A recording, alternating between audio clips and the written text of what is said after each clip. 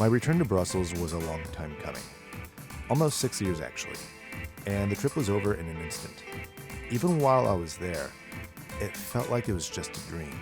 And upon returning home, the dream was beginning to fade.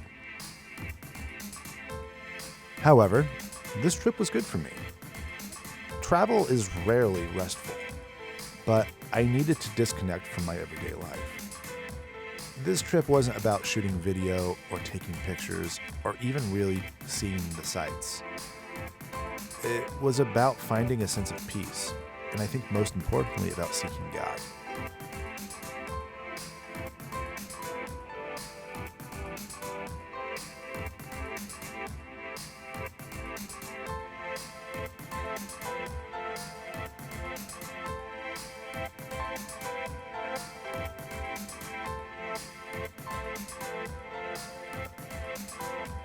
It had new experiences with old friends.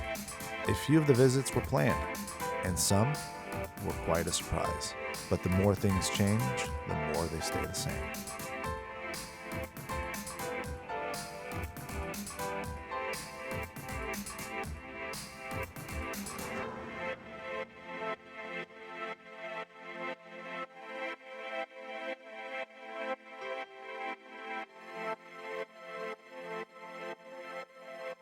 At the end of the day, while this trip was good for me, it wasn't exactly easy. I was reminded of how lonely travel can be. These solo trips are getting harder and harder for me as I get older. Despite seeing some of these old friends, most of the time I was on my own. This trip was not a shared experience. It was separate from every aspect of my life. And as a result, it was little more than a fading dream.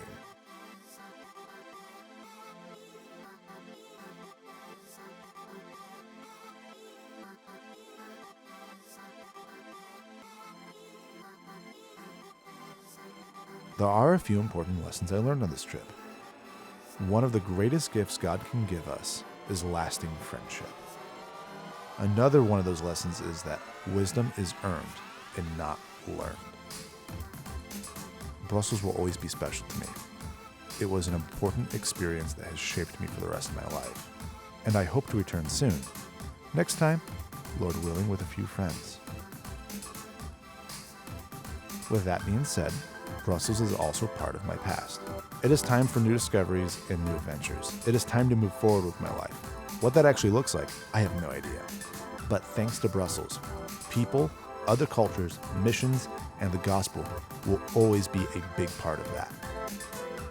In the end, in all of my travels, I think the most important thing I learned is that we do not travel for ourselves. We do not travel for new experiences. We do not travel to see the sights. We travel because of the gospel.